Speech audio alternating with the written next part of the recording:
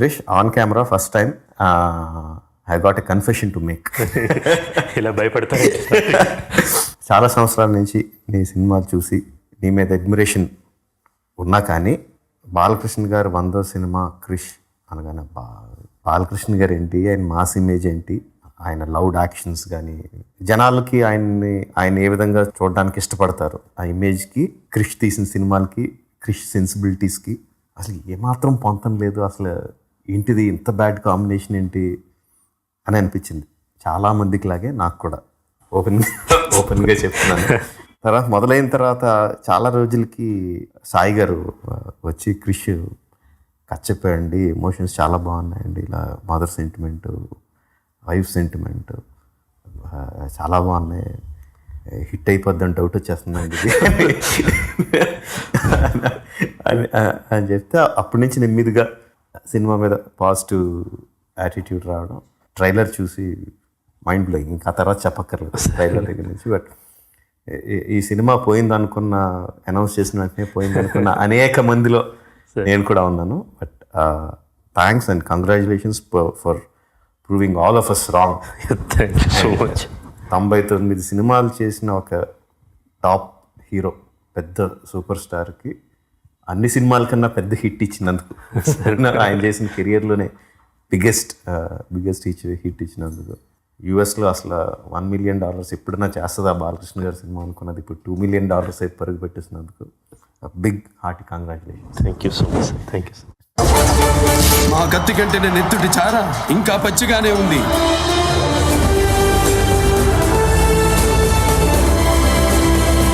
సమయం లేదు మిత్రమా, శరణమా రణమా.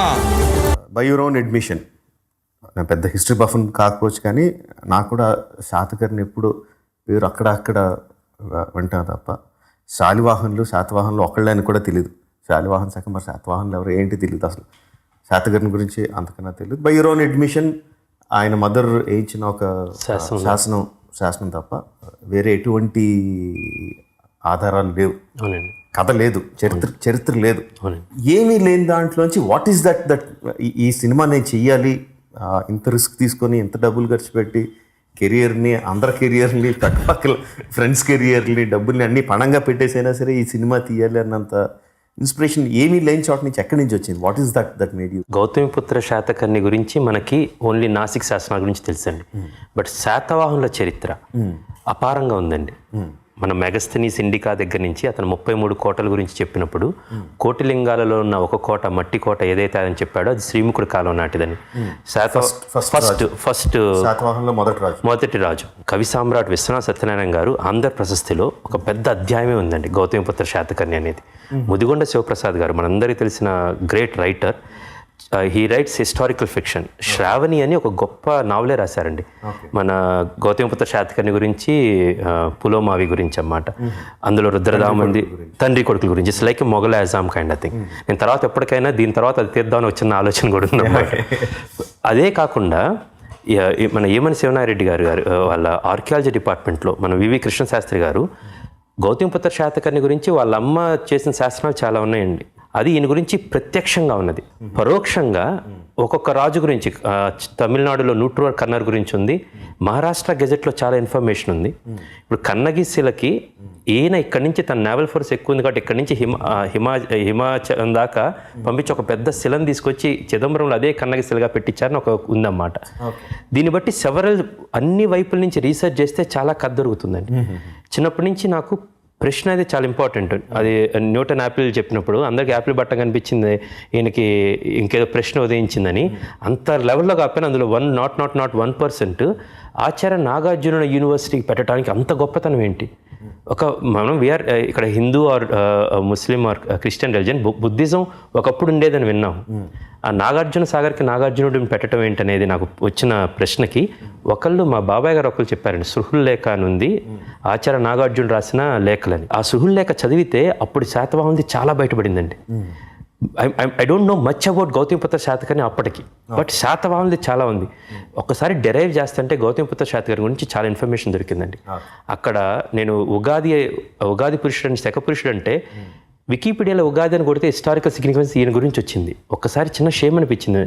అంటే మనకు తెలియదా అనేది. ఇప్పుడు నాకంతకుముందు ఏం తెలియదు, అమ్మ కథ దొరికిందనే ఒక ఆశ. నెక్స్ట్ గుడి పడవ అని కొడితే హిస్టారికల్ సిగ్నిఫికెన్స్ వచ్చింది. అప్పుడు 2011-12లో కొండపల్లి కోట్లింగాల్లో మన తవ్వకాలు పెదబంకూరులో తవ్వకాలు జరుగుతున్నప్పుడు ఒక కాయిన్ బయటపడితే మొట్టమొదటి రాజు తన ముఖ చిత్రాన్ని కాయిన్ మీద ఎంబోస్ చేసిన ఆయన అనగానే వాట్ ఈస్ దిస్ కింగ్ అనేది వచ్చిందండి. ఇప్పుడు చాలామంది తక్కువ కథ ఉందన్నారు, కథ ఉందండి. రాజసుయోగం చేశాడు, మనకు ఒక లైన్ దొరికితే చాలు కథ మనం కల్పించుకోవాలండి. సో నేను చేసింది ఏంటంటే చరిత్రలో ఉన్న కొన్ని ప్రాథమికమైన తీసుకొని వాటిని సినిమాటిక్గా డ్రామటైజ్ చేసి ఆయన రాజసుయాగం చేశాడన్నాడు. మనకు రాజసుయాగం అంటే శ్రీకృష్ణ పాండవ సినిమాలో ధర్మరాజు ద్వాపరయుగంలో చేసి శ్రీకృష్ణుడు అగ్రపూజిస్తుంటే శిశుపాలుడు ఏదో వాగాడు, తల కొట్టాడు, ఆ కథ తెలుసు సార్. దానికి రిఫ్లెక్ట్ చేసుకుంటూ ఈయన రాజసుయాగం చేశాడు నెంబర్ 1 అయితే, అప్పుడు దాకా తల్లి పేరుని ఎవరు పెట్టుకొని ఆయన 23వ శాతవాహన కింగ్ నుంచి తల్లి పేరు పెట్టుకోవడం స్టార్ట్ అయింది. ఈయన పెట్టుకున్నారు. దాన్ని కూడా రాజసుయాగంలోకి పెట్టి ఒక అందమైన సీన్ క్రియేట్ చేసుకొని పాలనా వ్యవహారాలు ఎక్కడ సినిమాలో చూపించలేదు. ఆయన ఆ తల్లి కిరీటం పెట్టిన తర్వాత పాలనా వ్యవహారం అక్కడే చెప్పి అది స్క్రీన్ ప్లేలో చిన్న ఎక్కిమీడా సాంగ్లో ఎలాగైతే జనజీవనం చూపించి అంతవరకే దానికి కావాల్సింది. ఇక్కడ పాలనా వ్యవహారం చేశాను సార్. సో చరిత్రలో దొరికిన కొన్ని ఆధారాలు తీసుకొని దానికి సినిమాటిక్గా చేసి హిస్టారికల్ రైటర్ ఎవరైనా అంతే చేయాలండి. శివప్రసాద్ గారు ఏదైనా చేసినా కూడా మనం అదే చేయాలి. సో అలా జరిగింది సార్ ఇది. బట్ ఎందుకు అతను కథ చెప్పాలనుకున్నామంటే ఇంత ఆచార్య నాగార్జునుడు ఓన్లీ బౌద్ధ గురువు అని తెలుసు, కానీ శాతవాహనుల గురువు అని తెలియదండి మనకి. యజ్ఞశ్రీ శాతకర్ణి విగ్రహం గుంటూరు దగ్గరలో ఉందండి, మన అమరావతి దగ్గరలోనే ఉంది.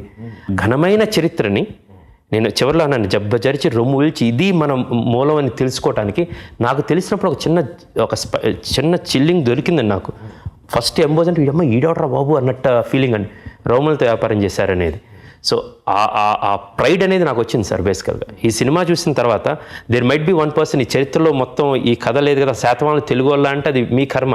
నిజంగా తెలుగు వాళ్ళని చిన్నప్పుడే చదువుకున్నాం, యూపీఎస్సీ ఎగ్జామ్స్ రాశారు, పియర్సన్స్ హిస్టారికల్ నావెల్స్ అన్నింటిలో ఉందండి. కొన్ని వందల పుస్తకాలు ఉన్నాయి, కానీ 3 పుస్తకాలు చదివితే 4 కథలు బయటపడుతున్నాయి, 4 కాంట్రడిక్షన్స్ అన్నమాట. సో మనకి చరిత్ర వరకే రాసుకొని నేను చాలా పెద్ద నోట్స్ రాశాను సార్. ఆ నోట్స్ రాసుకొని దీన్ని తీయటం జరిగిందండి. మా జైత్రయాత్రను గౌరవించి మా ఏలుబడిని అంగీకరించి మీ వీరఖడ్గాన్ని మా రాయబారికి స్వాధీనం చేసి మాకు సామంతులవుతారని ఆశిస్తున్నాము. సమయం లేదు మిత్రమా, శరణమా రణమా. మీరు కడుపున మోసింది మనిషిని కాదు, మారణ హోమాన్ని, మహాయుద్ధాన్ని.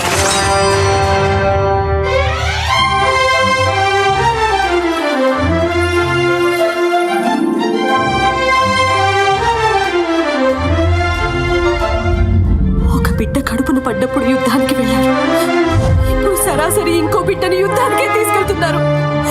మీరు మనిషేనా? ఫస్ట్ ఎవరైనా సరే గుర్తుపెట్టుకోవాల్సింది అంటే ఇది సినిమా, డాక్యుమెంటరీ కాదండి. డాక్యుమెంటరీ అయితే డాక్యుమెంటరీలో తను ఏ సంవత్సరంలో ఏ తేదీలో పట్టాభిషక్తి లేదు, ఆ తర్వాత యుద్ధం ఎప్పుడు జరిగింది, యుద్ధంలో ఎంతమంది సైనికులు ఉన్నారు, ఆ లెక్కలన్నీ చూసేది డాక్యుమెంటరీ. అవునండి. చారిత్రకమైన సినిమా తీసేటప్పుడు దాన్ని ఆధారంగా తీసుకొని సినిమా తీస్తారు తప్ప పదానికి సెంటెన్స్ కి యాస్టిస్ తీరు. కొన్ని తీద్దాం ఉన్నా కూడా అన్ని కాంట్రడిక్షన్స్ ఉన్నప్పుడు ఏది నిజం అంటే సినిమా ఒక ఆయన సినిమా చూడకుండా ఇక్కడ గుర్రానికి జీన్ ఉంది, అప్పుడు జీన్ ఉందా లేదా అంటే ఇప్పుడు నేను చచ్చి ఇచ్చడి నేను చూసిన దగ్గర ఎక్కడో ఉంది. ఏదో మన ఫారిన్ సినిమాలు చూస్తుంటాము, అందులో అలెగ్జాండర్ సినిమాలు ఏదో అక్కడ జీన్ ఉంటుంది, నేను జీన్ పెట్టాను, నువ్వు జీన్ ఎందుకు పెట్టావు, ఇది మొత్తం తప్పంటే నేనేం చేయాలి, నాకు వచ్చిన సినిమా ఇది, జీన్ లేకుండా మీరు ఇంకో సినిమా తీయండి. సినిమా అంతా ఒక ఎత్తు క్రిష్, ఆ లాస్ట్లో చెప్పిన మీ వాయిస్లో వచ్చిన దట్ సెంటెన్సెస్ వాట్ ఎవర్ మాట్లాడుతుంటే నువ్వు చెప్పింది సార్, జబ్బు చర్చి రొమ్ము ఇది మన మూలం అని గర్వంగా చెప్పుకోవచ్చు, తలెత్తి చెప్పుకోవచ్చు అని చెప్పిన మాటలు వెరీ ఎమోషనల్ సార్. ఇంత తక్కువ టైంలో ఎంత పెద్ద సినిమా తీసింది. ఓకే, ఈ పాటికి 100 మంది 100 రకాలుగా అడిగేసి ఉంటారు. ఐఎమ్ నాట్, నేను ఎవరు చెప్పలేదు అది. నేను ఎవరు అడిగినా ఏం చెప్పానంటే కట్టప్ప బాహుబలి ఎందుకు చెప్పాడు రాజమౌళి గారు నాకు చెబితే అప్పుడు నేను ఆయన చెప్తాను. Seriously amazing. అంటే అందరూ అడగడం వేరు, నేను అడగడం వేరు. అంటే దాని తాలూకు వ్యయ ప్రయాసాలు ఎలా ఉంటాయో ఒక షార్ట్ సెట్ చేయాలంటే అంతమంది జనాన్ని తీసుకొచ్చి సెట్ చేసి షార్ట్ తీయడం పక్కన అటు పెట్టి జస్ట్ అసలు ఆ పొజిషన్లో పెట్టడం అనేది ఎంత డిఫికల్టో తెలుసు. సో అంటే రోజుకి ఎన్ని గంటలు షూట్ చేసేవారు? 79 రోజులు. Okay, 14 to 8 some days they were 14 hours sir, some days they were 18 hours sir.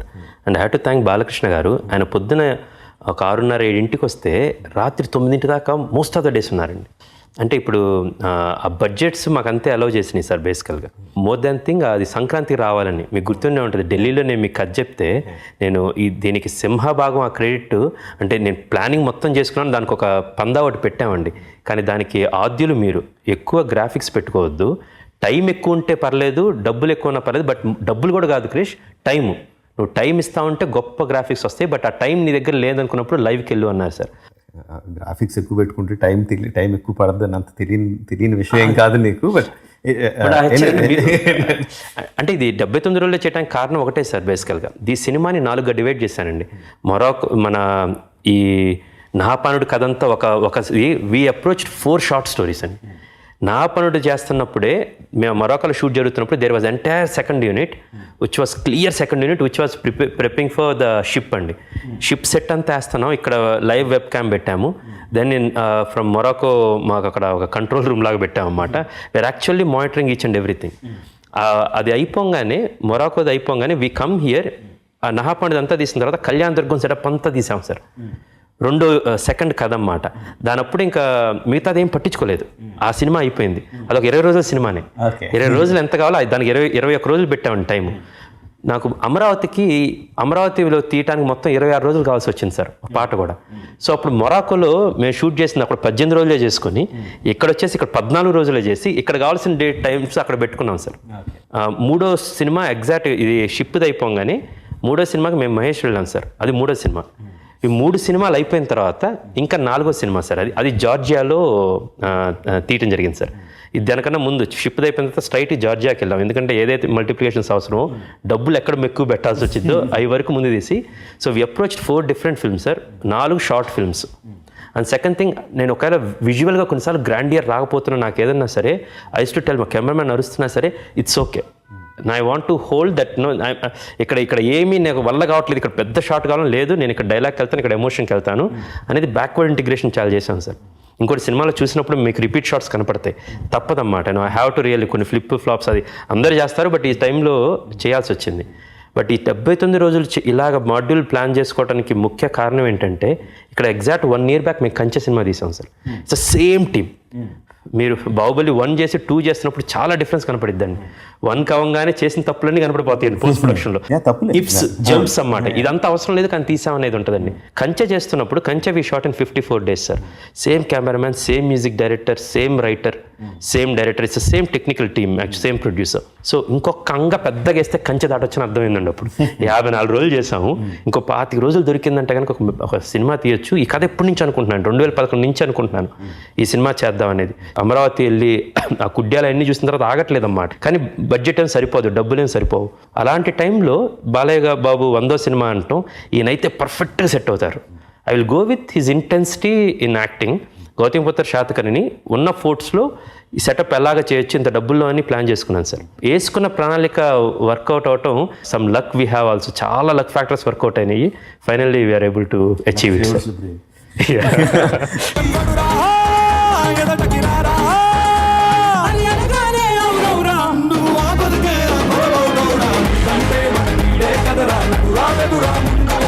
Who is the principal designer? 4 short films line దేనికి దానికి సెపరేట్ కాదు. ఒకటి ఇక్కడ జరుగుతుంటే, ఒకటి షూటింగ్ జరుగుతుంటే, ఇంకో దానికి ప్లానింగ్ సైమల్టేనియస్గా జరుగుతూ ఉండాలి. దీనికి జరగవచ్చు, ఈ విధంగా చెయ్యొచ్చు, ఇక్కడికి వచ్చేసరికి నెక్స్ట్ దాని తాలూకు ప్రిపరేషన్స్ ఈ విధంగా చెయ్యొచ్చు అని ఈ మొత్తం హోల్ డిజైనింగ్ ఎవరు? With entire team we sat. అండ్ అది నేను ఒక CEO లాగా పనిచేశానండి. 4 డిఫరెంట్ మాడ్యూల్స్ ఇక్కడి నుంచి ఇక్కడికి వెళ్ళాలనేది. ద స్టైలింగ్ కానీ హౌ ఇట్స్ గోన్ బి అనేది entire credit goes to VS Gnanasekhar అండి. He's the one who imagined actually ఇలా చేద్దాం అని. ఐఎమ్ గుడ్ ఎట్ సిస్టమ్స్ అండి, టు పుట్ ద సిస్టమ్స్ అన్నమాట. సో ఈ 4 సిస్టమ్స్ ఉన్నాయి, ఈ 4 సిస్టమ్స్ ఇలా అచీవ్ చేయాలనేది. సో ఆఫీస్లో ఒక పెద్ద పెద్ద బోర్డ్స్ 4 బోర్డ్స్ పెట్టామండి. ఇక్కడ మొరాకోకు సంబంధించింది, ఇక్కడ యూనిఫామ్స్ ఇక్కడ ఎన్ని వాడచ్చు, ఇక్కడ బల్లాలు ఇక్కడ ఎన్ని వాడచ్చు. సో ఇక్కడ యూనిఫామ్స్ అన్ని ఇక్కడ వెళ్తున్నప్పుడు క్లైమాక్స్కి వేరే యూనిఫామ్స్ చేసుకుంటే బెటర్ అన్నారండి ఇదంతా కొట్టడం అనేది. ఈ కాస్ట్యూమ్స్ కూడా కొన్ని అన్ని హైర్లకి ఇచ్చేసామండి. So there many people in Charminar దగ్గర నుంచి చాలా ఉన్నారు. ఇవన్నీ కూడా ఇక్కడ మనం కుట్టించాలంటే ఎంత బత్తాలు ఇవన్నీ బదులు వి ఆస్ దెమ్, మన వాళ్ళే ఓవర్సీయింగ్ చేస్తున్నారు. అక్కడికి వెళ్తున్నప్పుడు ఈ 1000 దుస్తులు కావాలంటే వాళ్ళు ఎలాగ పంపించాలనేది.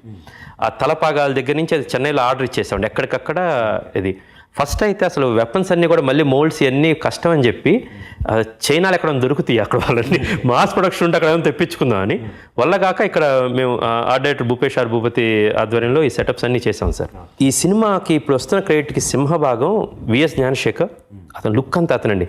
చాలా చోట్ల they are no lights, there're no lights, 2-3 lights మాత్రమే ఫుల్ కాగడాలండి. హీ వాంటెడ్ దట్ ఎఫెక్ట్ అన్నమాట. మీరు మన ఆ ఏనుగు వస్తున్నది జస్ట్ సెటిలైట్స్ కొన్ని ఉన్నాయి, మిగతా అన్ని దగ్గర కాగడాలు పట్టుకున్నాయండి. హేమమాలిని గారు నడుచుకుంటా ధర్మనందుడికి వచ్చేది నో లైట్స్ ఎట్ ఆల్ అండి. అన్ని దూరం కాగడాలు పెట్టి నెంబర్ ఆఫ్ అది దట్ గేవ్స్ ఆ డెప్త్ కూడా వచ్చింది సార్ అది. అండ్ సెకండ్ సింహభాగం వచ్చేసి బుర్రా సాయి మాధవ్ అండి. అతని డైలాగుల్లోనే ఆ గ్రాండియర్, విజువల్ గ్రాండియర్ వచ్చిందండి. ఆ భాష వాడటం కానీ ఆయనకి రెండో క్రెడిట్ ఎందుకు ఇస్తున్నానంటే ప్రతిరోజు సీన్, జనరల్గా నేను సీన్ రాసినప్పుడు నేను డైలాగ్స్ రాసుకుంటానండి. ఈ సినిమా వచ్చినప్పుడు నేను డైలాగ్ రాయకూడదని డిసైడ్ అయ్యానండి చెప్తున్నప్పుడు అన్నమాట. అదొకటే, నేను తండ్రి మించిన కొడుకుంటాడు, తల్లి మించిన కొడుకుంటాడు క్వశ్చన్ మార్క్ అండి. ఆయన ముందు వెనక మొత్తం he has to right. But నాకంటూ కొంచెం ముందు ఉంటుంది కాబట్టి ఏదైనా రాస్తే కొంచెం మలిపోయానండి. ఒక గొప్ప రైటర్ దొరికినప్పుడు మనం దాన్ని చెడగొట్టం ఎందుకు, let it be his version, లేకపోతే ప్రతి సినిమాలో నేను మాట్లాడినట్టు ఉంటుందని. సో ఆ సీన్ పేపర్ వచ్చినప్పుడు అండి, ఆ సీన్ పేపర్ ఒక్కళ్ళకి వెళ్తున్నప్పుడు everybody is too excited to finish that scene. ప్రతి ఒక్కరి that really drove a lot అండి. ఇతను కెమెరా పెట్టినప్పుడు మానిటర్లో చూడంగానే వి ఆల్ ఎక్సైటెడ్. అతను ఒక గ్రేట్ సీన్ అది డైలాగ్ రాసినప్పుడు we are all excited. Those also helped us to get into the 79 days. ఈ 33 కరవాలాలు కరిగించి మహాఖడ్గాన్ని తయారు చేయించండి. ఆ ఖడ్గాన్ని ధరించి సింహాసనం మీదున్న ఈ సింహాన్ని చూసి అనంత విశ్వం అసూయ చెందాలి. Sai Madhav, as you are saying, అంటే from a director's point of view yes sir, సినిమాని ఎలాగ టైంలో తీయగలిగారు అంటే అవును సార్, డైలాగ్ రైటర్ డైలాగ్స్ బాగా రాసిచ్చాడు అని చెప్తే, but the way you explained, జనాలు ఆ సీన్ పేపర్ చూసిన వెంటనే ఇది అర్జెంటుగా చేశారు అర్జెంటుగా దీన్ని. సెట్ ఎనర్జీ వాజ్ డిఫరెంట్ అండి. ఆ రోజు నాకు గుర్తుంది, ప్రక్షాళన చేద్దాం, దేశం మేసం తిప్పుతాం డైలాగులండి.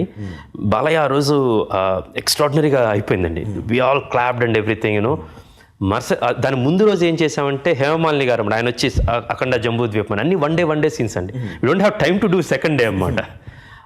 బాలయ్య రోజు చాలా ఎక్సైటింగ్ ఉన్నారండి. అమరావతితో వాళ్ళు మాట్లాడటం, సియా మీద చేయటం, Siya's performance, and that credit goes to Vasishthi Devi. ఆ అమ్మాయి కథ చెప్పిన తర్వాత 2-3 హెయిర్ స్టైల్స్ వచ్చి మళ్ళీ సీన్ మళ్ళీ నేను ఒకసారి చెప్పిన తర్వాత గివ్ మీ 1 hour అని చెప్పి వెళ్ళి హెయిర్ స్టైల్ అంతా మార్చి ఇలా కట్టుకుని వచ్చిందండి.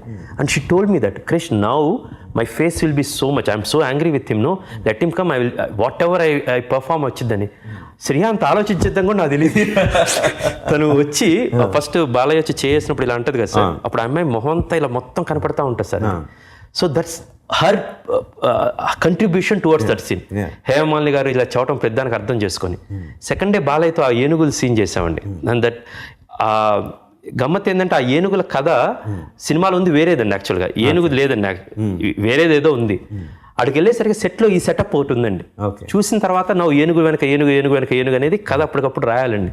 సాయి మాధవ్ గారిని ఇంకొక అది నైట్ షూట్ 2:30కి మేము షార్ట్స్ కంపోజ్ చేసుకున్నామండి. ఇలా వస్తున్నారని చెప్పి సాయి గారిని పిలిచాను, సార్ ఇలా ఉంది కదా, నాకు ఏనుగులాగా రావాలి, ఒక రాజ్యంలో మొత్తం ఎవ్రీబడి తోకబట్టుకుని మనకు తెలిసిన ఏనుగు కదే, ఇమాజిన్ అప్పటి నుంచి వచ్చింది అనుకొని పెట్టుకుందాం. ఒకరికి ఏమైనా ఎలిఫెంట్ ఇన్ ద బ్లైండ్ రూమ్లో డార్క్ రూమ్ ఎలిఫెంట్ అనే ఒక కథ ఉంది కదా సార్, ఎలా ఈ తొండం పట్టుకున్నవాడికి పావులాగా కనపడింది, అలాంటి అన్ని కథలు. ఆయన చాలా ఇన్సల్ట్గా తీసుకున్నాడు సార్. అది యాక్చువల్గా నిజంగా హీ ఫెల్ట్ వెరీ ఇన్సల్టెడ్. నేను పర్లేదండి, గాథా సప్తశతిలో 100 కథలు ఉంటాయి, అప్పుడు అంతకుముందు గుణాఢ్యుడు రాసిన బృహత్ కథలు ఏదో కథ అనుకుంటాము మనం, మీరు రాయండి అని చెప్పానండి. చెప్తే ఓకే సార్ అనేది ఒక 7 o'clockకి అన్ని కరెక్ట్గా షార్ట్ పెట్టాము. బాలయ్య బాబుకి అప్పుడే పేపర్ సీన్ పంపించేసాను. 6:30కి పంపించేశానండి. 7కి రెడీగా ఉన్నాము. ఆయన వచ్చి ఇలా పట్టుకుని ఇలా ఇచ్చాడండి, చూడండి అన్నట్టు ఒక చిన్న విజయగరం అన్నమాట. నన్నేంట్రా అని చదువుతున్నప్పుడు నేను షాక్ అయ్యానండి. అక్కడ ఒకటి ఉంటే దానికి రెప్లికేట్ చేసినప్పుడు అదే అంటే హాలీవుడ్ రాసిన గొప్ప కథలాగా. హాలీవుడ్ లీలావతి పరిణయం రాశారండి. బేసిక్గా ఆయనను లీలావతి ఒక చిన్నది ఆయన కథలో ఇలాంటివి చాలా ఉన్నాయండి. అతను దాన్ని ఎలా రాసుకొచ్చాడు నాకు షాక్ అయిపోయి ఎమ్మటే ఐసినేటర్ సీన్ పేపర్ ఇచ్చారా అనగానే ఇచ్చాం సార్. అమ్మ మార్చాలంటే మళ్ళీ ఆయన ఆల్రెడీ సీన్ ప్రిపేర్ అయ్యి ఉంటే మరి పక్కన చిన్నగా మార్చాడు. లక్కీగా బాగా సీన్ పేపర్ ఇంకా చూడలేదు అనమాట. ఆయన ఒకసారి చూసుకుంటే ఏకసందాగ్రహం అండి. ఒకసారి చూసుకుంటారు ఈయన నీట్గా మడత పెడుతుంటారండి. ఒకసారి చూసుకుంటారు అయిపోద్ది, మళ్ళీ సీన్ పేపర్ ఐసినేటర్కి ఇచ్చేస్తారండి. మళ్ళీ పడిపోతే ఎవరన్నా ఎక్కడైనా బయటికి వెళ్ళిద్దని. So బాలయ్యబాబుకి paper పంపించామండి. అతికినట్టు అన్నమాట. That credit goes to him. అదేవిధంగా చీమా సింహం కథ సాంగ్ షూట్ అయిందని దానికి లీడ్ సీన్ కావాలి. ఇంకొక బృందా మాస్టర్ 2 గంటలకు ఫినిష్ చేస్తాం, 12 గంటలకు ఫినిష్ చేసింది. 2 గంటల టైం ఉందని చెప్తే ఆయన నిద్రలో లేపాం. సరే నాకు కథ కావాలండి, చీమా సింహం. చీమ అది దాని బాధ్యత నేనున్నా అంటది, సింహం నా ముందుకు వస్తామని చంపిద్ది. ఇది కథ సార్ అని ఎమ్మట ఒక 1/2 గంట టైంలో మొత్తం సీన్ రాసి పంపించాడండి ఆయన. అండ్ ఆ కెమిస్ట్రీ కుదిరింది సార్. చాలా సినిమాల నుంచి పనిచేస్తున్నాము. ఆయన నాకేం కావాలో ఆయనకు తెలుసు, ఆయన శక్తి సామర్థ్యాలు నాకు తెలుసు. వీ కెన్ పుష్ అనేది. సో ఈ సీన్ వచ్చేసరికి బాలయ్య మొదటి రోజు అది చేశారు. ఈరోజు దేశం మీసం తిప్పుతా ఉన్నాడు. మరుసటి రోజు వచ్చేసరికి ఆయనకి 2 డైలాగులు అండి.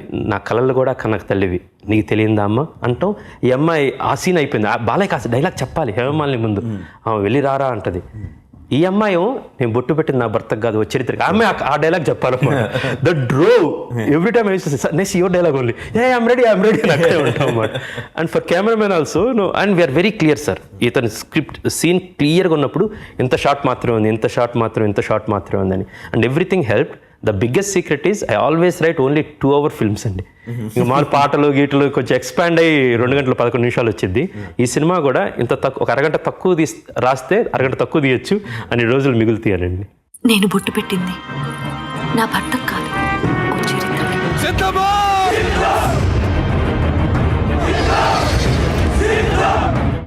ఆడదాని కడుపున్న నలిగి వెలుగు చూసిన రక్తపు ముద్దవి నీకున్న అర్హత నీ తల్లికి లేదా? నేను అగ్రతాంబూలం ఇస్తుంది మా అమ్మకే కాదు, అమ్మకి. పిల్లోని గుర్రం మీద కూర్చోబెట్టుకుని యుద్ధానికి వెళ్తూ ఉంటే సామంతరాజులు అందరూ ఇక్కడ తన కొడుకునే సొంతంగా వెళ్తున్నప్పుడు మనం చేస్తున్నప్పుడు మనం we have to support. There is no other అని చెప్పి ఏ విధంగా తను కన్విన్స్ చేసాడు అంతే.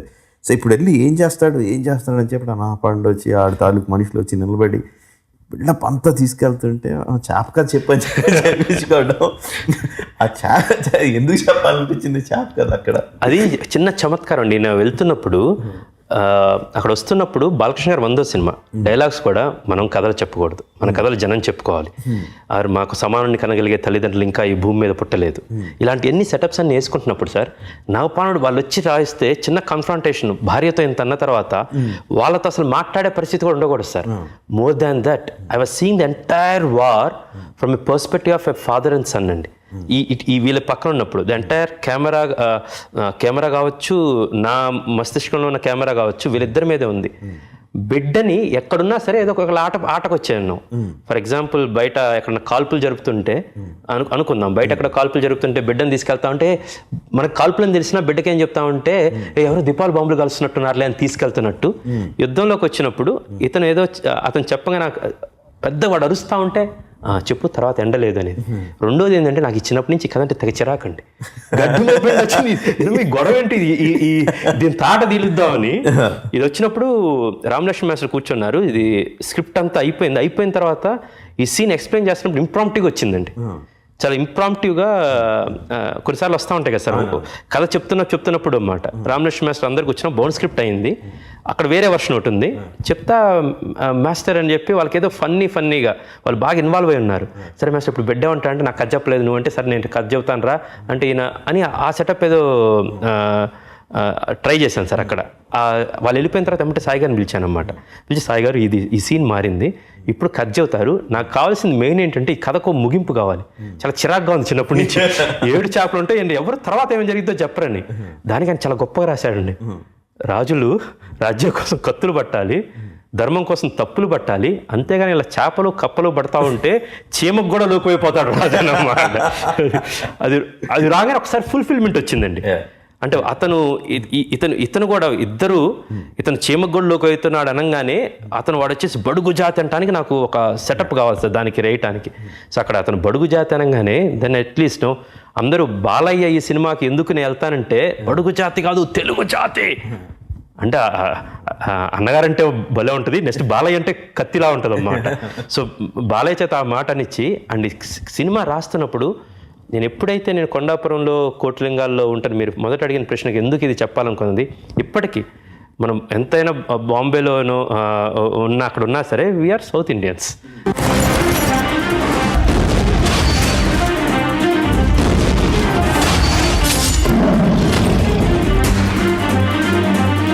కథ, స్క్రీన్ ప్లే అంటే ఏంటి అని చాలామంది అడుగుతూ ఉంటారు. స్క్రీన్ ప్లే అంటే ఏంటంటే రకరకాల how you tell the story for a screen. అయితే ఏంటి దానికి డిఫరెన్స్ ఏంటి, కథకి దానికి డిఫరెన్స్ ఏంటి? నేను వేసుకున్నాను ఏంటంటే కథ అంటే ఎమోషనల్గా ఫీల్ అయ్యి మనం రాసుకునే సీన్లు, దీంట్లో ఇది ఉంది, దాని వెనకాల ఈ డైలాగ్ చెప్పడానికి రీజన్ ఉంది, దీనికి ఇది ఉంది. స్క్రీన్ ప్లే ఏంటంటే డిస్ట్రిబ్యూటర్లు అడుగుతుంటారు, సార్ మాస్ సాంగ్ ఉందా, సార్ ఫైట్ ఉందా, ఫైట్ ఏది ఉందా, సెకండ్ హాఫ్లో అంత స్లో ఉండకూడదు సార్, స్పీడ్ వెళ్ళాలి. చాలా చిరాకు కథకులుగా ఈడేవాడు అసలు చెప్తాడు చిరాకు. బట్ అది స్క్రీన్ ప్లేకి స్టోరీకి ఒకదానికొకటి పడదండి. మనం బలవంతంగా రెండిట్లో పెట్టాలి. అంటే సినిమా స్టార్ట్ అయ్యి 10 నిమిషాలు అయింది, ఇక్కడ ఒక ఎమోషన్ లెగాలి అన్నది డిస్ట్రిబ్యూటర్ లెక్క.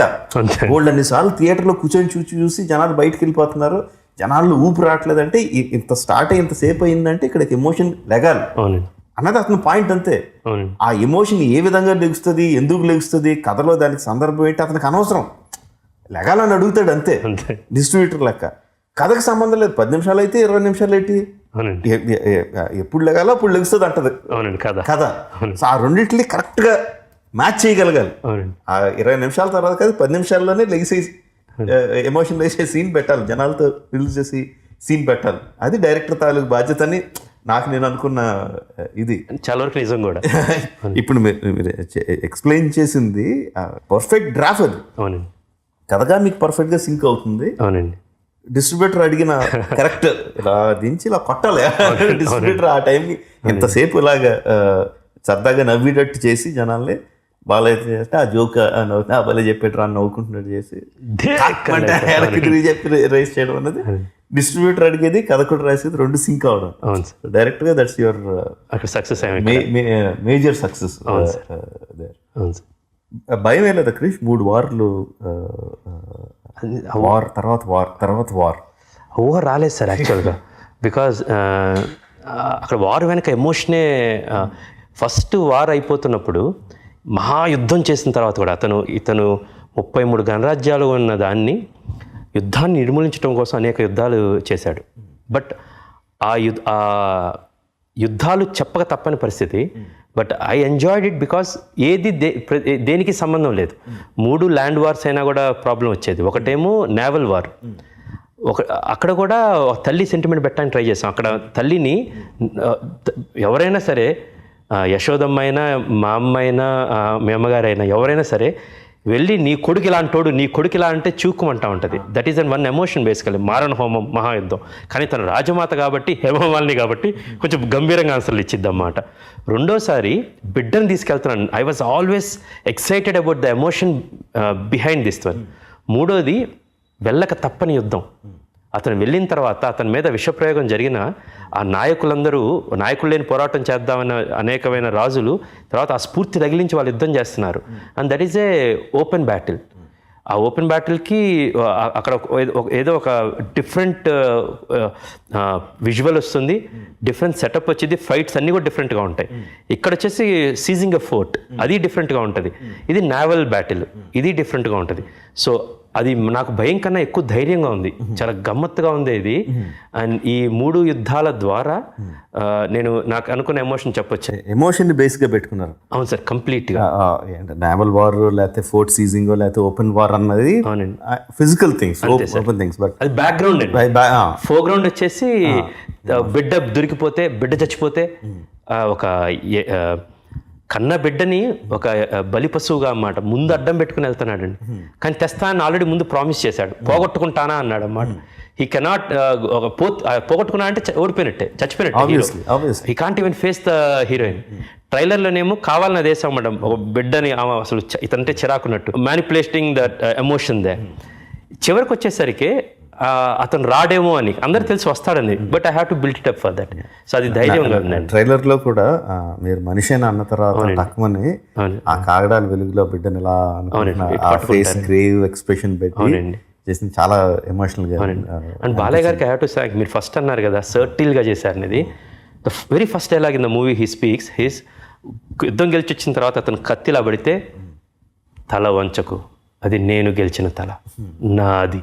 చాలా సర్టిల్గా అండి, ఎక్కడ రేస్ చేయకుండా. అండ్ ఇక్కడ నేను చెప్పి చేసింది ఏం లేదండి, బట్ క్యారెక్టర్ రాగానే అంత. మీరు బాలకృష్ణ గారు చాలాసార్లు చూస్తే సోషల్ సినిమాల్లో ఒకలాగా ఉంటుందండి, మైథలాజికల్ సినిమాల్లో కానీ హిస్టారికల్ శ్రీకృష్ణదేవరాయలు రాసిన సంగీత సినిమా సార్ ఆ సీన్ గుర్తుంటే భలే బాగుంటుంది.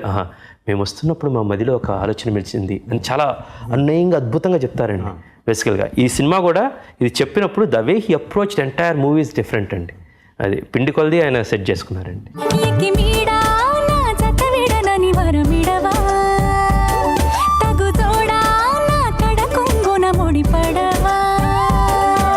సుకుమారి నీ సొగసు సిరులు నన్ను నిలువెల్లా పెన వేసుకుని మహారాజు నని మరిపించే నీ మహత్తులో పడి బందీ నయ్యానే ఇటల్తానే. మార్చిలో మొదలుపెట్టి జనవరిలో రిలీజ్, 79 రోజులు షూటింగ్ డేస్, అన్ని ఇంత టైట్ స్కెడ్యూల్స్. ఈ మధ్యన మళ్ళీ బాలకృష్ణ గారికి యాక్సిడెంట్ అయిందని. నాకు యాక్సిడెంట్ అయిందండి, పెళ్ళయింది. యాక్చువల్లీ అది ఎనర్జీ బూస్టర్. నమ్ము రమ్య కాబట్టి రైట్ నౌ షీ సపోర్ట్. నా biggest compliment came from her and cinema చూసిన తర్వాత చివరిలోకి వస్తున్నప్పుడు ఆయన సార్వభౌమ అంటే ఆయన వస్తున్నప్పుడు పక్క తిరిగి it was really worth waiting all this time. Good movie అండి. ఇంతకుముందు సినిమాలు చూసిందండి? చూసిందండి, అన్ని సినిమాలు చూసింది. కంచె మాత్రం రాజుగారి గది టికెట్లు దొరకెళ్ళిందంట చెప్పింది అన్నమాట. కంచె చూద్దాం అనుకున్నాను, సీరియస్ సినిమా ఏంటి అనేది. రాజుగారి గది అమ్మాయికి తనకి కామెడీను హారర్ సినిమాలు అంటే ఇష్టం అన్నమాట. వాళ్ళ అమ్మగారేమో కంచె సినిమా బాగుంది వెళ్దాం రావే అంటే కాదు రాజుగారి గదిలో కామెడీ ఉంటుందండి. సో నన్ను 2 మన సినిమాలు వెళ్ళామో పర్లేదు అని చెప్పి. Coming back to the topic, Balakrishna గారికి దెబ్బలు తగిలినాయి. So what was that? Balayya garu అంటే అది 2 జరిగినాయి సార్. ఒకటేమో మొరాకోలో ఈయన గుర్రం వేసుకొని వస్తున్నప్పుడు అటు ఇటు బాంబ్స్ పెట్టాం సార్. బేసికల్గా 2 వైపులా బాంబ్స్ వెళ్తే బ్యాలెన్స్ ఉండి దాని మోషన్ ఫార్వర్డ్ మోషన్ ఉంటుంది అన్నమాట. సో ఫస్ట్ టేక్ తీసాం, రెండో షాట్ తీస్తున్నప్పుడు రైట్ సైడ్ దే పెళ్ళింది, లెఫ్ట్ సైడ్ పేలలేదు సార్. సో గుర్రం ఒక్కసారి ఇది పేలంగానే ఈ శబ్దానికి అది తిరిగింది. ఈయన ఫార్వర్డ్ మోషన్లో ఉన్నారు, వెళ్ళి చాలా స్పీడ్లో వస్తున్నారండి. And he's one of the finest horse rider అండి. మొరాకోలో ఆ స్టంట్ మెన్ అందరూ ఈయనతో పోటీ పడలేకపోయేవాళ్ళు సార్. యాక్చువల్గా in trotting and everything was extraordinary, galloping or trotting. So ఆయన ముందుకు పడ్డారండి. ముందుకు పడ్డారు, రోల్ అవుతున్నప్పుడు వెనక అనేకమైన హార్సెస్ వస్తూ ఉన్నాయండి. It's like game of Thrones రియల్గా షాట్ అన్నమాట. వస్తున్నప్పుడు అక్కడ ఉన్న చీఫ్ ఇలా అడ్డం ఆ హార్సెస్ వచ్చి అడ్డం పెడితే అవన్నీ చాగినాయండి. అండ్ అది 3:30 జరిగింది. మళ్ళీ 5 ఆయన రెడీ అండి విల్ షూట్ అనేది. జార్జియాలో మేము షూట్ చేసినవన్నీ వైల్డ్ హార్సెస్ అండి. వి వెంట్ టు మౌంట్ కస్బేకి, అక్కడ అన్ని ఆ మౌంటైన్స్లో ఉండే హార్సెస్ అండి. కొన్ని ట్రైన్డ్ హార్సెస్, కానీ ఈయనకు వచ్చిన హార్స్ బేసికల్గా అది అక్కడ వైల్డ్ హార్స్ అన్నమాట ఫస్ట్. సో దాని మీద ఆయన చేస్తున్నప్పుడు ఈయన ఈజ్ సూపర్ ఫాస్ట్ పర్సన్ అండి ఆయన. ఇవన్నీ కూడా తప్పించుకున్నారండి. ఒక రోజు ఆయన ఎప్పుడు నాతో అంటూ ఉండే దిష్టి తగులుతుంది క్రిష్, దిష్టి అనేది. నేను పట్టించుకున్నాను కదండి, ఇది ఉంది కదా దిష్టి తగులుతుందని. అప్పుడు నేను ఆ హార్స్ ఎక్కి ఒక 2 రౌండ్లు వేసి వచ్చాను సార్. దాని తర్వాత ప్రాక్టీస్ చేసాం. స్టంట్ అసిస్టెంట్ శంకర్ ఆయన వెళ్ళి మొత్తం చూసుకొని వచ్చాడండి. ఈయన ఈయన వచ్చారు, ఆయన హార్స్ అప్పుడు దాకా అన్ని స్టంట్స్ అయిపోయినాయి, రిస్కీ స్టంట్స్ అన్నీ చేశారు, అన్నీ అయిపోయినాయి. ఈ హార్స్ రిబ్లో ఆయన ఇలా కాలు పెట్టి ఇలా ఎక్కారండి. ఎక్కినప్పుడు ఇది ఊడిపోయి బెల్ట్ అంతా ఊడిపోయి తపక్కన పడ్డారండి ఆయన. అండ్ ఇట్ వాస్ ఒక్కసారి ఆయన అప్పటికే అన్ని యాక్సిడెంట్స్ అయినా, ఈ వాజ్ స్టిల్ యాక్టింగ్ జార్జియాలో. పడంగానే ఒకసారి టపక్కన అమ్మా అని నడిచారండి. ఒకసారి అసలు అంటే ఒకసారి పక్కన ఆయన అరిచిన అరుపుకే మనకి ఒక్కసారి ఎక్కడో చూపుని లాగినట్టు అయిందండి. సార్ అన్నా ఇంతే పక్క 2 నిమిషాలు కూర్చున్నారండి. కూర్చుని ఇది ఏమైంది కృష్ణ, బేసికలీ నేను ఇప్పుడు ఒక రౌండ్ వేసి వచ్చాను, 2 రౌండ్స్. దెన్ శంకర్ అతను చూసుకున్నాడు, ఫైట్ అంతా చూసుకున్నాం, వాళ్ళందరూ ముట్టడించే సీన్ అండి. దెన్ ఆయన పక్కన అన్నమాట మొత్తం ఒత్తుకుపోయి ఇట్ వాజ్ రియల్లీ. సో అది అసలు షూట్ చేయలేని పరిస్థితి. ఆయన ఒక గంట రెస్ట్ అన్నారు, వెళ్ళి మళ్ళీ షూట్కి వచ్చారండి. ఇంకా అదైతే సార్ ఇది మరీ కష్టం సార్, బేసికల్గా passion is one thing but this is too much అండి. తను అక్కడ ఉన్న పక్కన సెన్ గుడారిలో ఒక హాస్పిటల్ తీసుకెళ్ళి దెన్ ఆయన అసలు షూట్ చేయలేని పరిస్థితి. అక్కడి నుంచి ఒక 4 రోజుల ముందే షూటింగ్ ముగించుకొని రావటం జరిగిందండి. ఆ బ్యాలెన్స్ రామోజీ ఫిల్మ్ సిటీలో చేసామండి. అండ్ ద వే మన ఆ డైలాగ్ చూస్తే నీ కొడుకు శిరస్సు నరికి వాడి తల మీద కాలు పెట్టి సింహాసనం అధిష్ఠిస్తా అంటే దేక్ నా కొడుకు తల కాదు కదా అన్నప్పుడు, మళ్ళీ టీవీలో వచ్చినప్పుడు కానీ మళ్ళీ ఇంకోసారి చూసినప్పుడు కానీ నా కొడుకు తల కాదు కదా అని ఇట్లా అంటాడు ఆయన చెయ్యి అన్నప్పుడు ఈ అనగానే మూడు సముద్రాల నీరు తాగి అన్నప్పుడు ఇట్లంటే గుర్రం సకిలిచ్చిద్దండి. While he was acting several places, ఆయన లోపలికి రాగానే ఆయనతో పాటు ఆయన గుర్రాన్ని యాక్ట్ చేస్తూ ఉంటారు. నాకు 2వ రోజు 3వ రోజు అర్థమైందండి. నేను ఈ అందండి అనగానే నేనేమో డైలాగ్ చెప్తున్నప్పుడు ఒక రకంగా వెళ్ళి సరే అలా ఎక్కడ గ్యాప్ వద్దు సార్, నా కొడుకు తల కాదు కదా 3 సముద్రాల నీరు తాగి ముందు కురుగుతున్న నా గుర్రపు గట్ట కంటే మట్టిని కూడా ముట్టలే అని చెప్పాను. ఆయన 2-3 సార్లు ఈ 3 సముద్రాల నీరు తాగి నా గుర్రపు అంటున్నాను. నేను అడిగాను సార్ ఇది అంటే, కృష్ణ గారు ఇది ఉంచండి నేను ఇంకోటి చేస్తాను మీరు అడిగింది అని. ఇంకోటి నేను ఎప్పుడు ఇలాంటి కావాల్సి సార్ శివాజీ గారు లాగండి డైలాగ్ వెళ్తూ ఉండాలి సార్ మన ఒక రైమ్లో అని. ఎడిటింగ్లో చూసిన తర్వాత ఆయన చెప్పేవాళ్ళు కాదు, అది ఆయన ఇన్వాలంటరీగా వస్తుందో లేదో కూడా తెలియదు అన్నమాట. అలాగా నాకు 7-8 షాట్లు చూస్తే అర్థమైందండి, అమ్మ ఈయన యాక్ట్ చేయటం కాదు ఈ గుర్రాన్ని కూడా అనేది, ఆ జంప్ చేయటం అనేది అది చేతక్ ఇన్స్పిరేషన్ అండి. పృథ్వీరాజ్ చౌహాన్ది చేతక్ వెళ్ళి ఎగిరి దూకింది అనేది మనం చదువుకున్నామండి. సో దాన్నే కొంచెం సినిమాటిక్గా చేసిందండి. ప్రతిసారి ఆయన వెళ్ళంగానే గుర్రాన్ని మచ్చిక చేసుకొని ఒక హాఫ్ డే దాంతో తిరుగుతారండి. దెన్ రియల్గా అది ఆయన మాట ఉంటుందండి. అది ఎక్స్ట్రాడినరీ ఫీట్ అండి యాక్చువల్గా. అండ్ ఆయన సర్వశక్తులు ఒడ్డి or everything he started believing, behaving like Satakarni and he did this films. నూతన నిర్మాణమైన భారత రాజ్యాన్ని పరదేశం నేతృడితో ప్రక్షాళన చేద్దాం. దొరికిన వాడిని తురుముదాం, దొరకని వాడిని తరుముదాం. ఏది ఏమైనా దేశం మేసం తిప్పుదాం.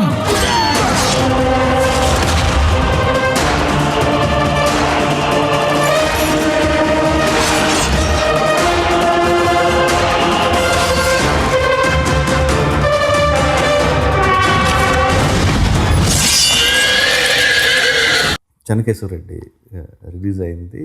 అందులో ఒక సాంగ్ షూట్ చేయాల, రిలీజ్ తర్వాత జాయిన్ చేద్దాం అని చెప్పి ఒక సాంగ్ శ్రేయతో సాంగ్ ఒకటి రిలీజ్ తర్వాత జాయిన్ చేద్దాం అని చెప్పి టైం సరిపోక పర్లేదని చెప్పి రిలీజ్ చేస్తారు. ఓపెనింగ్స్ బ్రహ్మాండంగా వచ్చినాయి కానీ వినయ్ గారు ఆశించినట్టు రాలా చెన్నకేశ్వరరెడ్డి.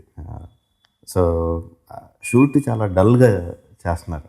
సాంగ్ రిజల్ట్ వచ్చిన తర్వాత సాంగ్ షూటింగ్ చాలా డల్గా చేస్తుంటే బాలకృష్ణ గారు పిలిచి చెప్పారంట, అన్నయ్య గారు రిజల్ట్ మీద అంతలా పెట్టేసుకోవద్దండి, దృష్టి అంత పెట్టుకోవద్దు, మీరు 100% చేశారు ఈ సినిమాకి. చేశానండి, నేను చాలా ఎంజాయ్ చేస్తూ చేశాను, నమ్మి ఈ సబ్జెక్టు బాగుందని నమ్మి మీరు బాగా చేస్తారని నమ్మి మిమ్మల్ని నమ్మి చేసాం. రిజల్ట్ మా చేతిలో లేదు, అది ఎప్పటికీ ఉండదు. మీ మీద నాకు ఇంత గౌరవం తగ్గలేదు, చాలా చాలా ఎక్కువ గౌరవం ఉంది. మీకు నాతో మళ్ళీ చేయాలనిపిస్తే మీరు కథ చెప్పండి, నేను రెడీగా ఉన్నాను చేయడానికి అన్నారు. అన్నయ్య గారు అసలు ఎంత ఎమోషనల్గా చెప్పారు, చాలా గ్రేట్ అండ్ ఆయన అని చెప్పి డైరెక్టర్కి ఎంత వాల్యూ ఇస్తారు. విగ్ బాగాలేదన్నా, షర్ట్ బాగాలేదా తీసి డైరెక్టర్ గారు అంతే, డైరెక్టర్ ఏం చెప్తే అది అంతే. ఇంకా అసలు మళ్ళీ వేరే మారు మాట్లాడడం ఇది ఎలాగా అది అలాగా అంటూ ఒక్కసారి అండి నేను 1-2 సార్లు ఫస్ట్ సమయం లేదు మిత్రమా ఆ డైలాగ్స్ వస్తున్నప్పుడు కొన్నిసార్లు ప్రతిసారి బాలకృష్ణ గారు నేనేం కొంచెం సార్ ఇలా కాదండి ఇలా వెళ్దామని, కొన్నిసార్లు ఇలా వెళ్దామని 1-2 సార్లు ఆయనకు అసహనం వచ్చేదండి. సార్ మమ్మల్ని వదిలేయండి, మమ్మల్ని వదిలేండి ఒకటి చేస్తాం అని పక్కన కొంచెం లౌడ్ చేసేవాళ్ళు బేసికల్గా. బాగుంది సార్ అనగానే చూసేవాళ్ళండి. మళ్ళీ వచ్చి డైరెక్టర్ గారు మీరు చెప్పండి ఏం కావాలో చెప్పండి, ఇదండి చేసేద్దాం సార్ అది ఇది ఉంచుకోండి ఊరక, మా కోసం మేము చేసుకున్నాం, మీకేం కావాలి తీసుకోండి అనమాట. ఆయన ఈ సినిమా వస్తున్నప్పుడు ఫస్ట్ ఇంటర్వెల్లో తొడగొట్టించాం. నాకు చాలా చిరాగ్గా ఉంటుంది సార్, నీకు మాస్ రాదు నిజంగా నేను ఫస్ట్ నుంచి నేను కథగా ఎలాగుంటుందో గాలి సీను అది మాస్ క్యారెక్టర్, బట్ నేను అనుకున్న కథ అలాగుంది అలా తీద్దాం. ఆర్ కంచె అనేది వేరే మరీ మాస్ ఉన్న హీరోని తీసుకుంటే అదే విధంగా రాసుకునేవాళ్ళం. ఈ సినిమాలో ఆయన తొడగొట్టేనేది అక్కడ అన్నమాట. బాలకృష్ణ గారు, కృష్ణ గారు మీరు ఓకేనా సార్? నేనే సార్ అడుగుతున్నాను సార్. మీరు కొడితే సూపర్ అండి, మన ఫ్యాన్స్ అందరికి చాలా బాగుంటుంది, బట్ మీకు ఓకే కదా సార్? నేనే సార్ అడుగుతుంది మీరేండి. అయిపోయింది. జార్జియాలో షూట్ చేస్తున్నప్పుడు రామలక్ష్మణ్ మాస్టర్ చేస్తున్నారు సార్, ఇక్కడికి వచ్చినప్పుడు ఇలా అన్నీ వస్తారండి అని. సినిమాలో ముష్టిఘాతాలతో వీళ్ళని చంపాలని ఒక చిన్నది రాసుకున్నాను సార్. ఆ రోజుల్లో కత్తులు ఎంత ఉన్నా కూడా ఈ రాజులు ఉండేదనేది. అక్కడ 9 మంది తోడేళ్ళు పాలు తాగిన యోధులు వచ్చినప్పుడు కూడా వాళ్ళని కూడా మెడ విరిచి ఇలా చేసి చంపుతారు. నెక్స్ట్ నహాపరుణ్ణి కూడా ఇలా గుద్ది చంపాలన్నమాట. అప్పుడు అక్కేచక బదలు కానీ అవన్నీ చిన్న ఇన్ఫ్లుయెన్స్. నెక్స్ట్ ఈ చివరిలో డెమిత్రియస్ గాడు కూడా ఇలా పట్టు వచ్చేసి, అప్పుడు మనం నరసింహారాధకులు ఎక్కువ కాబట్టి ఆయన ఇలా పట్టుకొని గుద్దాలనేది. దాని ముందు రామలక్ష్మణ్ మాస్టర్ని అడిగాను అనమాట, సార్ ఇంటర్వ్యూలో తొడగదా 2 తొడలు కొట్టాలి సార్ నాది. మాస్టర్ గారు ఎలా కృషి గారండి, ఏముందండి చూపిస్తాం, ఇట్లా పరిగెత్తుకుంటూ వస్తారు ఠాక్ అంటారు. సరే ఏదో చేస్తాం. నేను చేసినప్పుడు షూట్ చేస్తే చాలా చండాలంగా ఉంది, మరి చవటానికి బాగుంది కానీ పాప మాస్టర్స్ కష్టపడి ఇలా చేద్దాం రే లక్ష్మణ ఇది కాదురా రామ్ ఇది కాదురా అన్నట్టు వాళ్ళు చివరికి దే కాయిన్ దిస్ థింగ్ కావాల్సింది ఇదండి, ఇట్లా లేస్తాడు ఇలా చేద్దాం అన్నమాట. చేద్దాం తర్వాత అలా జబ్బెలా అంటాడు. వాళ్ళు చెప్పిన దానికి ముందు అడిగాను. బాలకృష్ణ గారు చేశారన్నమాట. చేస్తున్నప్పుడు చాలా హైగా ఉంది. 18లోకి వచ్చిందండి. 18లోకి వచ్చిన తర్వాత సినిమాలో ఆయన ఒక్కసారి కూడా ఏలు పెట్టలేదండి. 18లో అయింది. నేను చూసిన తర్వాత మరీ కొంచెం ఎక్కువగా ఉందా, మరీ పైకి లేచి తాగ్ అని ఎలా ఉంటుందిరా అని చెప్పి నేను ఒక పైకి ఇలా లేచి ఇలా ఉండి వాళ్ళు కొట్టేయడం పెట్టాను సార్. డబ్బింగ్ అప్పుడు బాలకృష్ణ గారు ఫోన్ చేశారు, కృష్ణ గారు మనకు 2వ తోడు కూడా కొట్టుంది కదా, పెట్టండి సార్ వర్కౌట్ అయింది అని. నేను సార్ కానీ కొంచెం అంటే సార్ ఇది ఒక్కటి నా మాట అండి, సినిమా మొత్తం మీదే, ఇది ఒక్కటి నేను చెప్పాను కదండి ఎంజాయ్ చేస్తారు అని పక్కన మాట. అంటే కన్విక్షను అండ్ అన్ని చేసిన హీరోకి తెలిసిపోద్దండి బేసికల్గా. నేను ఓకే సార్ అని చెప్పి పెట్టేశాను. మా ఎయిటర్కి అది కూడా యాడ్ చేయండి అనగానే థ్యాంక్ యూ సార్ అని అనగానే మరి చెప్పొచ్చు కదా అండి, ఏం చెప్పంటే సార్ మీరు 4 సార్లు వద్దులే ఒకళ్ళ మాట వినాలి కదా, ఇది ఉంటే సూపర్ సార్ అని. థియేటర్లో వెళ్ళిపోయింది థియేటర్ ఫస్ట్ వచ్చింది నేను సార్, నేను మర్చిపోయినప్పుడు రాగానే నచ్చాను సార్ అది. So that credit goes to Balayya గారు. కన్సీవ్ చేసింది నేనే. ఆయన అది అది లేకపోతే అందం ఉండేది కదా సార్. అది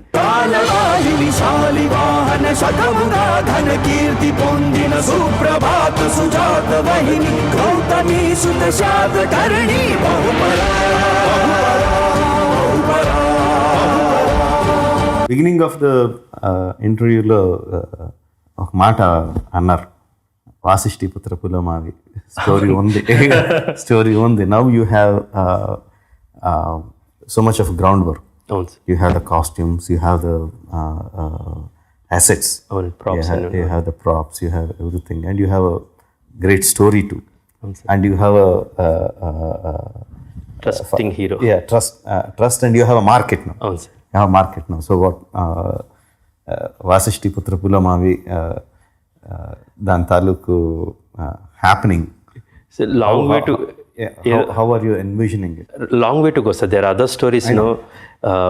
ఒక చిన్న కుతి అంటాం, అది హిస్టారికల్ సినిమా తీయాలి ఈ గౌతమిపుత్ర శాతకర్ణి అనేది, అది తీరింది సార్ యాక్చువల్గా. Now I have other story which I want to really tell for long time.